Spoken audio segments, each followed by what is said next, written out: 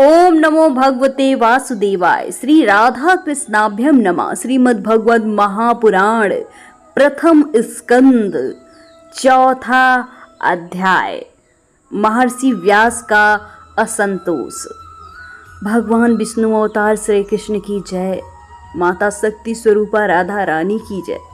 मित्रों, व्यास जी कहते हैं कि उस दीर्घकालीन सत्र में सम्मिलित हुए मुनियों से विद्या वयोवृद्ध कुलपति ऋग्वेदी सौनक जी ने सूत जी की पूर्वोक्ति बात सुनकर उनकी प्रशंसा की और कहा। सौनक जी बोले, सूत जी, आप वक्ताओं में श्रेष्ठ हैं तथा बड़े भाग्यशाली हैं। जो कथा भाग्यवान सुखदेव जी ने कही थी वही भगवान की पूर्णमयी कथा।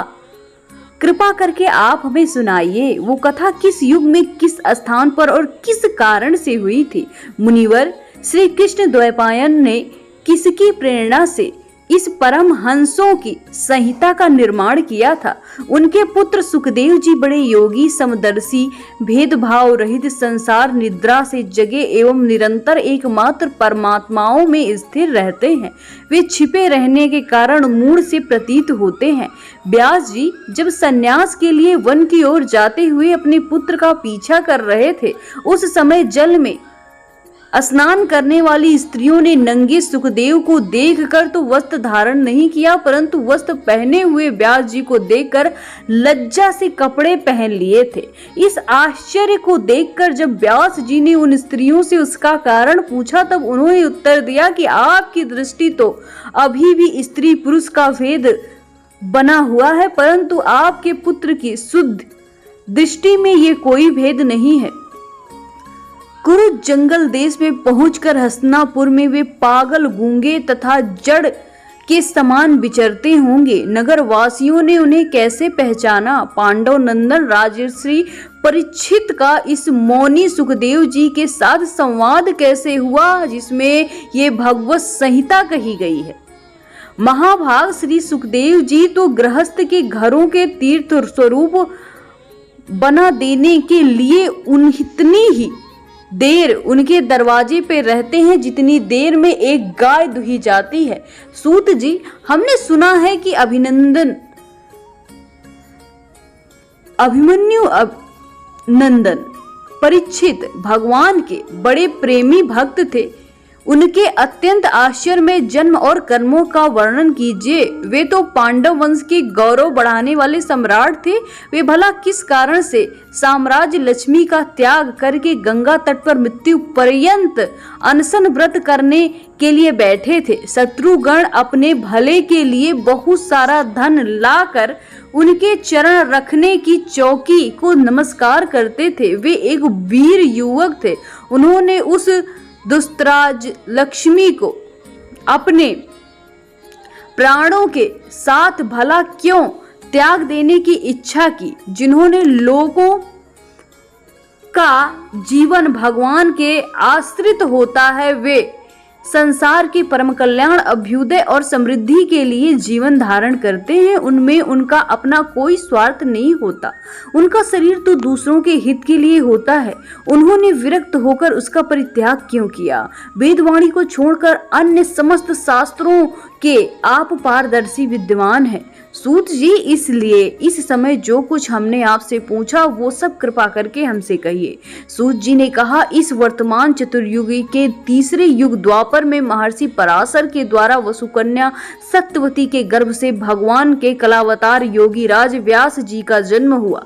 एक दिन वे सूर्योदय के समय सरस्वती के पवित्र जल में स्नान आदि करके एकांत पवित्र स्थान पर बैठे हुए थे। महर्षि भूत और भविष्य जानते थे। उनकी दृष्टि अचूक थी। उन्होंने देखा कि लोग जान नहीं पाते ऐसे समय के फेर से प्रत्येक युग में धर्म संगतता और उसके प्रभाव से भौतिक वस्तुओं की शक्ति का ह्रास होता रहता है। संसार के लोग श्रद्धाहीन, शक्ति रहित हो जाते हैं। उनकी बुद्धि कर्तव्य का ठीक ठीक निर्णय नहीं कर पाती। आयु भी कम हो जाती है। लोगों को इस भाग्यहीनता को देखकर मुनीश्वर ने अपने दिव्य दृष्टि से समस्त वर्णों और आश्रमों का हित कैसे हो इस पर विचार किया। उन्होंने सोचा कि वेदोक्त चतुर्होत्र कर्म लोगों का हृदय शुद्ध करने वाला है। इस दृष्टि से यज्ञों का विस्तार करने के लिए उन्होंने एक ही वेद के 4 भाग कर दिए। व्यास जी के द्वारा ऋग, यजुर, साम और अथर्व इन 4 वेदों का उद्धार पृथक्करण हुआ। इतिहास और पुराणों को 5वां वेद कहा जाता है। उनमें से ऋषियों के पैल, साम गान के विद्वान जैमिनी एवं यजुर्वेद के एकमात्र स्नातक वैशंपायन हुए।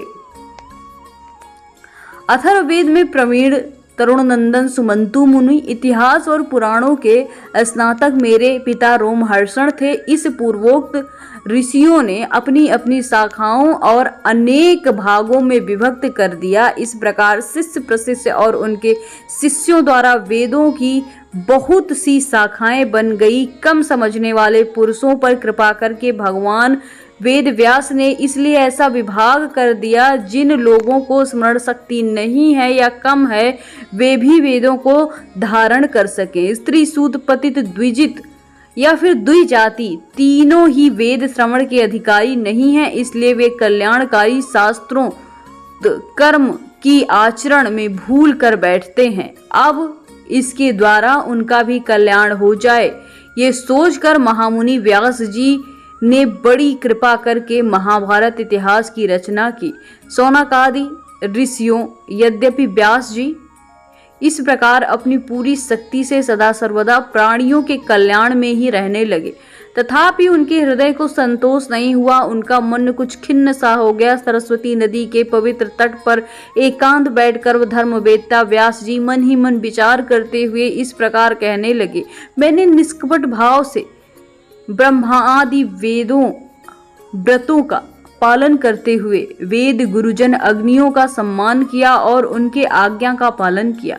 महाभारत की रचना के बहाने मैंने वेद के अर्थ को खोल दिया, जिससे स्त्री शूद्र आदि अपने अपने धर्म कर्म का ज्ञान प्राप्त कर सके। यद्यपि मैंने ब्राह्मण से ब्रह्म तेज से संपन्न एक समर्थ प्राणी हूँ, तथापि मेरे हृदय में अपूर्ण काम सा जान पड़ता है। अवश्य ही अब तक मैंने भगवान को प्राप्त करने वाले धर्मों का प्राय निरूपण नहीं किया।